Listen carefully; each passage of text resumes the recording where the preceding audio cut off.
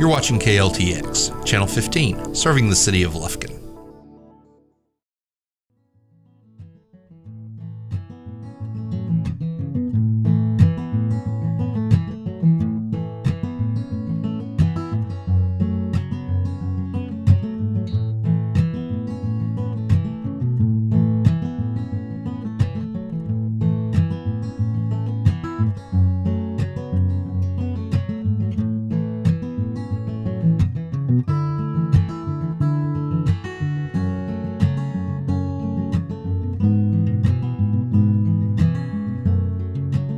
Hello everyone. Welcome to the April edition of Forest Country Gardening. I'm Elaine Cameron, Angelina Master Gardener. Recently, we spoke with Greg Grant, horticulturist, on the topic of the importance of native plants. Watch with us now. Our guest today is Mr. Greg Grant, who is currently the Texas A&M Agrilife Extension Agent for Horticulture in Smith County. Greg is an award-winning horticulturist, writer, conservationist, and a seventh-generation Texan. I'm not exaggerating when I say Greg Grant is a Texas treasure. Welcome, Greg. Okay, maybe a little exaggeration. A little exaggeration? But since I wrote that, it's okay. Okay, so see, there you go. Came back to haunt you, didn't it? So, Greg, we're talking about native plants today. April, everybody is admiring all the wildflowers, the roadside. We have lovely wildflowers. You wouldn't be a Texan if you didn't, so. Well, that is true. Right. And East Texas has its share of great wildflowers. Absolutely. We all think about Central Texas for wildflowers and natural beauty, but we have just as much here. It's just different things that a lot of people don't know and sometimes underappreciate because we have so many beautiful things here. I think we're underrated. We're very underrated. Central Texas, they get all the credit, and that's the wildflowers that everybody knows their name. Right. We have even more wildflowers but we and don't know more their names. species, and people just don't know them, and so we don't get credit for it, and we should. Right. So it's a time of year when people think about native plants. And people think about native plants when they see the wildflowers. But native plants are a lot more than that. Absolutely. And plants in general are more than that. We tend to think about garden flowers. So we have certain groups that are in the know that talk about wildflowers. And we have the people that are interested in pollinators. And so what I'm trying to get people to do is look at the really big picture when it comes to plants, kind of start from there. I mean, we wouldn't live on this planet if it wasn't covered with plants. And for millions of years, it was native plants. That's all we had. So people are newcomers to this, and so all the things we think of about spring gardens like azaleas and camellias, those have only been here for a blip in time. But we've had this whole network of plants and animals and species and insects that have all lived harmoniously until we got into the mix. And so now that things are kind of starting to go amok, it's time to reevaluate, what plants we should be growing and how every single plant, no matter whether you think it's pretty or not, is important to the ecosystem in our lives. I mean, people don't understand that. We think about oxygen, but we don't think about clothes, gasoline, every amount of energy in our body to do anything we do. I mean, plants are the only thing that can take energy from the sun and turn it into something usable.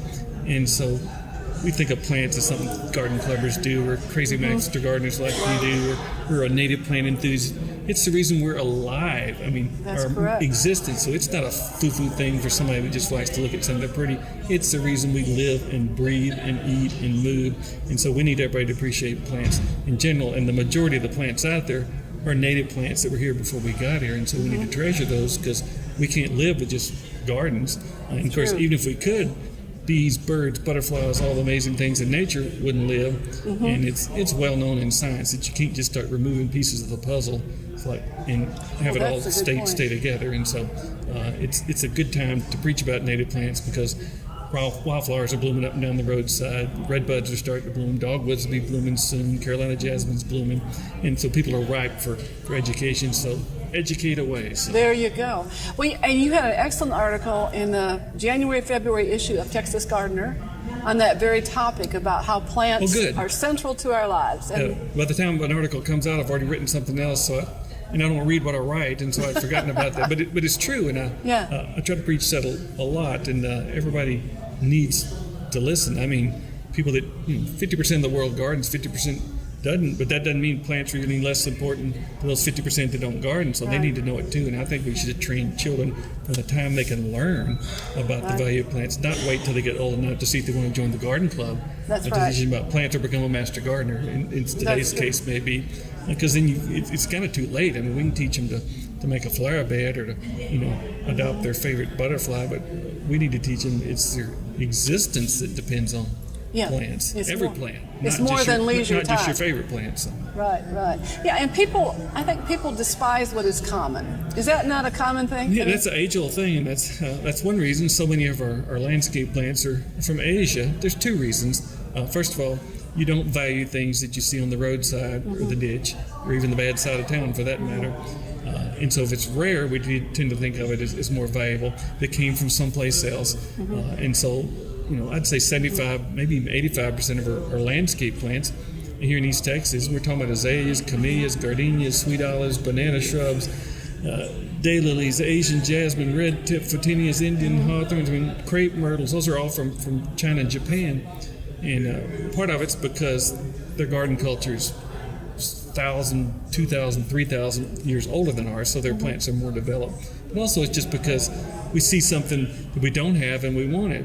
And you see something we do have, we don't want it. And a good principle in gardening is don't fight nature. I mean, if a plant doesn't want to grow here, don't grow it. When I grew up in Longview, first of all, I'd never traveled around, so I thought we were the only place that had dogwoods and azaleas and camellias and stuff. Until I took a band trip to Georgia in high school and realized we were just a little blip of the southeast because the rest of Texas didn't have that. But at the same time, those weren't the plants I wanted. I wanted a cactus and rock garden. And so live in the forest, you want a rock garden. If you live in the desert, you want an azalea garden or a water garden. I mean, Dallas and San Antonio, they want to grow camellias and azaleas. And so and you have to build raised beds and you have to bring in soil and stuff.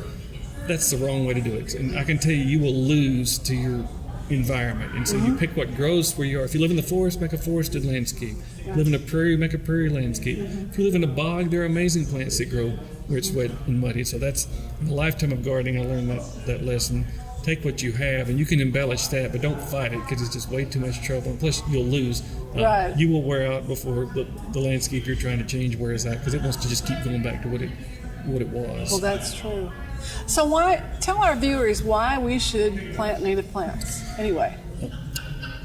Several really good reasons. And of course, from a gardening standpoint, a plant that's been here for thousands or sometimes even millions of years. Prime example. Next week he's fixing to drop down into the 20s and everybody's all excited about so my master gardener class yesterday, like, what plants are you going to cover? I said, I won't be covering a single thing. One, because I've gardened my whole life and I put things out that, it's not even March 15th, so it's supposed to be freezing now. So you people that already have tomatoes out, you deserve to lose them because you planted them at the wrong time. And then I said, plus, I use lots of old-fashioned plants that have been around for hundreds of years. And I'm surrounded by nature that's been around for thousands and millions of years. And you don't think those plants have seen a late frost before or a drought or a flood? And so one reason native plants are good is they're uniquely adapted to wherever you live. So whether it be West Texas and dry conditions or Central Texas and alkaline conditions or East Texas and high rainfall, I mean, those plants have been through those cycles, and so tend to be lower maintenance. That doesn't mean no maintenance, but they tend to be more adapted to soil conditions, to rainfall conditions, and that's a goal of mine. Everybody should learn to plant. I don't care whether you live in El Paso when you get 8 inches of rain or Beaumont where you get 60. You should plant plants that can survive on the rainfall alone in your area. There's no reason to put in high water use plants in the desert, and there's no reason for us to have to build a raised bed here to grow a real drought-loving plant. And there's so many plants that like what you have. And instead of searching the world for those plants, the first place to look is right outside the window, because every plant that's native here grew up with those same conditions. Lower maintenance, better adaptation, tend to have fewer problems with insects and diseases, but not no problems, because insects and disease are just as much a part of nature as a healthy plant. So in the nature, a dead plant is equally as important as a live plant. An ugly flower is just as important as a pretty flower. Okay. Dr. Talamy, who's an entomologist at University of Delaware, came up with research a number of years ago which found that insects only have the digestive ability to digest native plants. And that plants from other places are virtually useless to them. Yeah, people don't think about that I love birds, and some of my favorites are bluebirds and woodpeckers and brown-headed nuthatches, but this goes for all birds. If you think about it, and bluebirds are a good example. I've got 100 nest boxes at home. Bluebirds, for their entire existence, every cell in their body, every cell in a baby bluebird from the time the egg hatches is made out of native plants that they evolved with for thousands, millions of years. And so if you start changing that, I mean, everybody knows what a healthy diet is, even though a lot of us don't stick to it. Now, there's a prime example. What happens when we all start eating unhealthy diets and refined foods and too much fat and sugar all the time? It fouls us up. We're getting diabetes and overweight and heart attacks and all that sort of stuff. Well, the same thing basically happens to wildlife. And just because a bird eats a Chinese privet berry or a Chinese tallow seed, that doesn't mean that that's good for them or that they're going to exist on that. And so now there's coming up with the science to back that up, and it makes perfectly good sense. Yeah, it's interesting. Learn from his books that oak trees support over 400 species of butterflies and moths.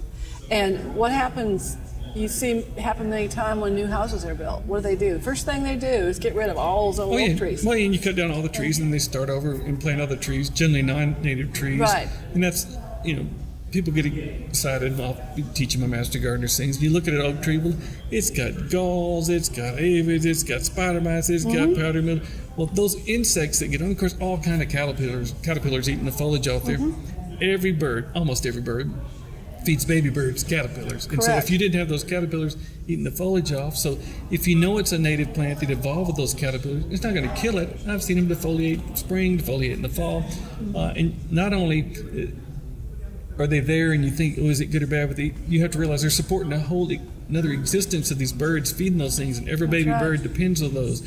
Yeah, one of the most astonishing things I learned recently, I read research that Dr. Talamy and some other students had done, his students, and they surveyed several home landscapes up in the Northeast, and they counted the native plants or the plants from other areas and evaluated all the landscapes. Then they counted the birds. And what they came up with, that to support chickadees, you needed to have 70% mass native plants in your yard. Wow. That's astonishing. So what that tells me, save those oak trees when you put your house in. Another thing Dr. Talamy had said was that we all can make a difference. I mean, we have, you might have 1/10 of an acre or hundreds of acres. That's a very good point. But you need to take care of what you have. We're not all Ted Turner, so we can't own millions of acres. I got married a year or two ago, and my wife, she gets frustrated every now and then because I'm off, wandering through the wilderness, tending things. She said, well, why do you have to own 50 acres? And I said, because I can't own 50 million acres. I said, this is Texas, so you're not happy till you own from the sunrise to the sunset. Right. And so, naturally, if you own lots of land, you can make a bigger difference. But I have all these family quilts, mostly Depression era quilts. Matter of fact, my master gardeners are we're gonna have a garden talk quilt show this summer. And so those quilts are made of bits and pieces of shards of material that our relatives and ancestors saved and then pieced them together, made something pretty out of them, and it was utilitarian to keep warm during the wintertime. Well, I think of saving the environment through gardening the same way. So everybody's garden, it can be a tiny little piece of material, or it can be one block of the quilt, or maybe you own the whole quilt. It doesn't matter. You put all those together and you have an ecosystem. And each shard, each stitch, each block was just important to that quilt. If you took it out of there, people say, well, there's a hunk missing in the quilt.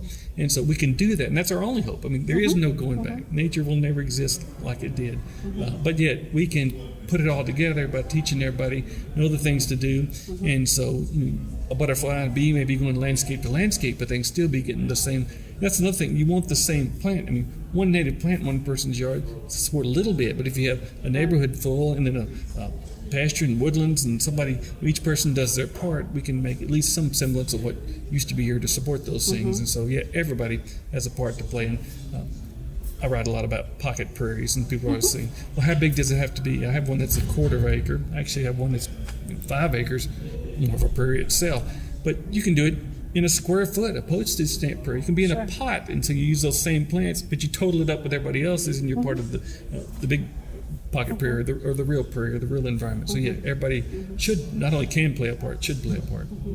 Yeah, and one objection I've heard before to native landscapes is they're messy. Is that true? Absolutely, 1,000,000,000% no, because there's no difference in a native plant and a non-native plant when it comes to messiness or landscape value. They're all plants. Every plant was native somewhere.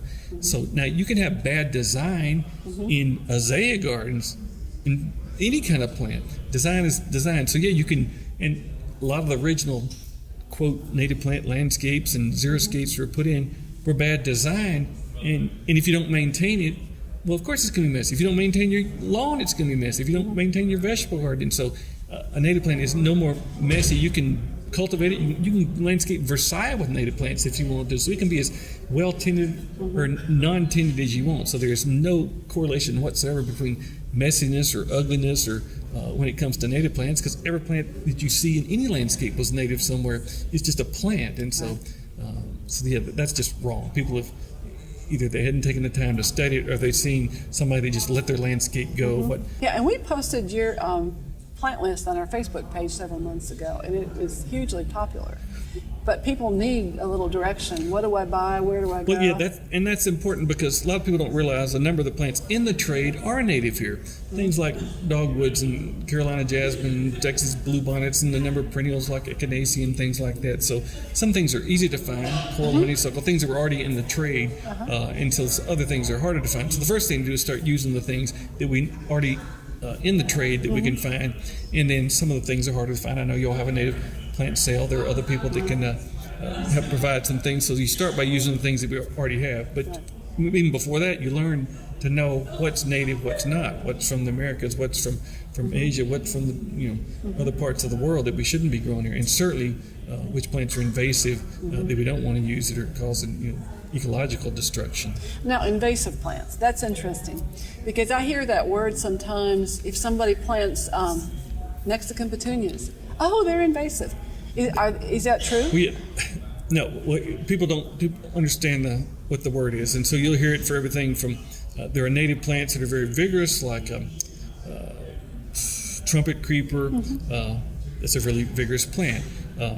So just because the plant spreads a lot doesn't mean it's invasive. And so those are what I call vigorous plants. Nature designed some plants to be really vigorous. When you have a fire or a disaster or a landslide, you can't have bare dirt. So some plant needs to cover that up, or you lose things to erosion and you got heat generated. So it's not good to have bare dirt. So just because it's vigorous doesn't mean it's invasive. Invasive plants are those from another continent that spread not just vigorously like a orange daylily in your flower bed or Mexican petunia, but spread by seed across the country as if they were a native plant. And so they naturalize ad nauseum. So things like Chinese tallow,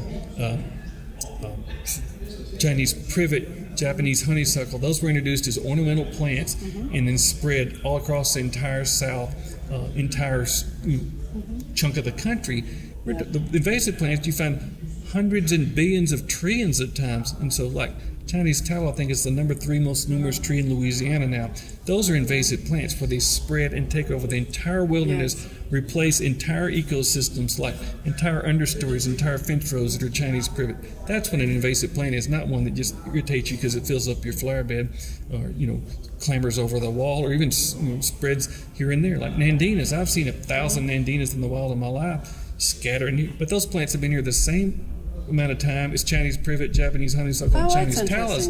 And so we're talking about spreading a little bit. So we need actually a rating like 1 through 10, with 10 being doesn't stop till it reaches the coast, and others 0, not spreading at all. And there's going to be everything from 1 to 9 to 10 in there. Right. And so we can't just say it's invasive because I found 1, 2, 20, or 20 million when there are 100 billions of other things out there. Right. And so people don't understand what invasive is. So it's exotic plants from other countries that take over entire ecosystems by spreading across the entire country. And the U.S. Forest Service has a good bulletin on that. Yeah, there are people that know, and then there are a lot of, and I love citizen scientists, and I'm sort of one of those myself, but you always have to pay attention who's saying it. Is it somebody that really knows? Just because you find something, there were lots of things I thought I knew when I was younger and started, and turned out, as dumb as a stick. And so, and you'll never know it all, and I'm still learning to this day. And so that's something really important. Before you declare a plant truly invasive, you need to know what it is, because it's a big issue these days.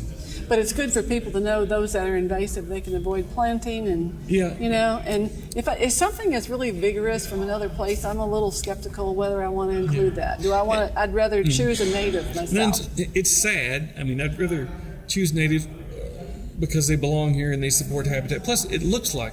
I mean, I want people to come to East Texas. I can go to China and Japan to look, if I want to see what China and Japan look like. I'd like to come to East Texas and see what East Texas looks like.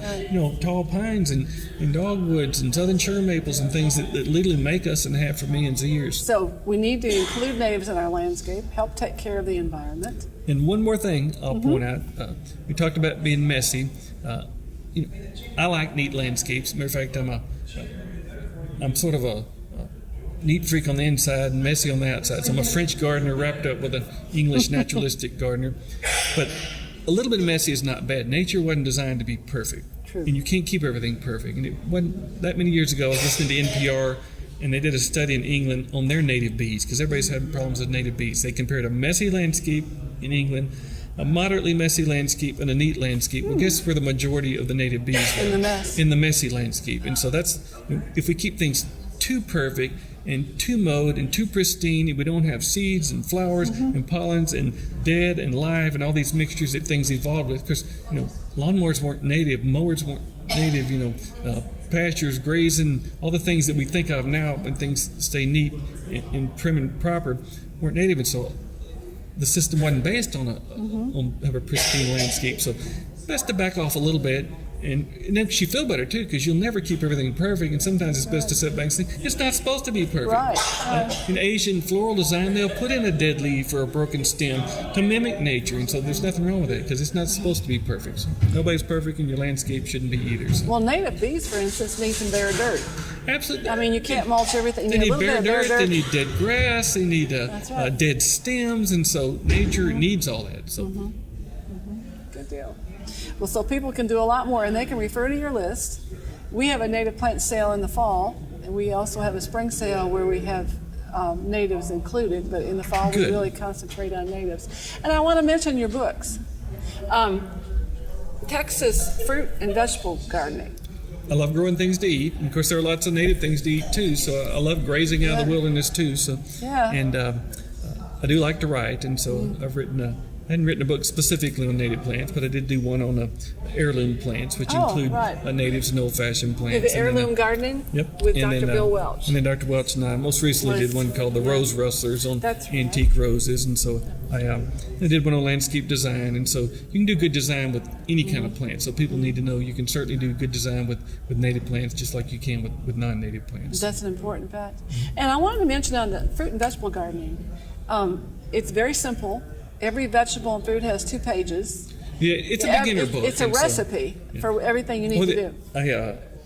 You can't write the perfect book for everybody. So one man complains, says the worst book you'd ever read. And I said, well, it's for beginners. And so if you want an expert book, my major professor in college and the former boss, Sam Kotler, wrote an in-depth vegetable book. So I want everybody to grow their own food, just like I want everybody to appreciate the environment. So, and I particularly feel for those 50% of the people that don't garden, because I'm not going to be happy till they do. So this book was really written for beginners, not experts. So. But it's a great place to start. Absolutely, just start somewhere. We all started in the same place, knowing absolutely nothing. So. And I know when I started using this book, I had a lot better results because I was more, It does take a recipe, because more deliberate about what I was doing. Vegetables and fruits aren't native plants. They're evolved over thousands of years, and they actually you need to do certain things to make them grow, because you don't just walk in the wilderness and find a bell pepper and a tomato. That's correct. So doing vegetable gardens and doing native plants are different, so they do need some coaching there. So. And we need some imported plants, or we wouldn't have anything to eat. So that's true. But lots of cool American plants too that change the world in edibles too. So that's true. We need not only do we need to appreciate nature, we need to eat healthier too, which I'm trying to do myself. So. There you go. Well, thank you so You're very much, welcome. Greg. Thanks for having me. Very informative. Now for April's gardening tip. Be sure to add mulch to your vegetable and flower beds and around trees and shrubs. Mulch is placed on top of the soil to reduce weeds, conserve moisture, moderate soil temperature, add organic matter, and give gardens a finished, neat appearance. Mulch also helps control soil-borne diseases. Mulching materials include chopped leaves, pine straw, newspaper, cardboard, or pine bark. Apply to a depth of 3 to 4 inches to be effective. To save money, consider applying shredded leaves or cardboard and top it off with pine bark or pine straw. Remember to shred leaves when using it in mulch, as whole leaves will keep out water. Next season, you can work the mulch into the soil to add organic matter. Mark your calendar for Angelina Master Gardener's noon program on Tuesday, April 16. Joe Pace, an entomologist, will present Common Insects in the Home Garden at Angelina Extension Office, 2201 South Medford Drive. This free program begins at noon and ends at 1 p.m. Be sure to bring a lunch and we'll see you there. This concludes the April edition of Forest Country Gardening. Until next time, happy gardening.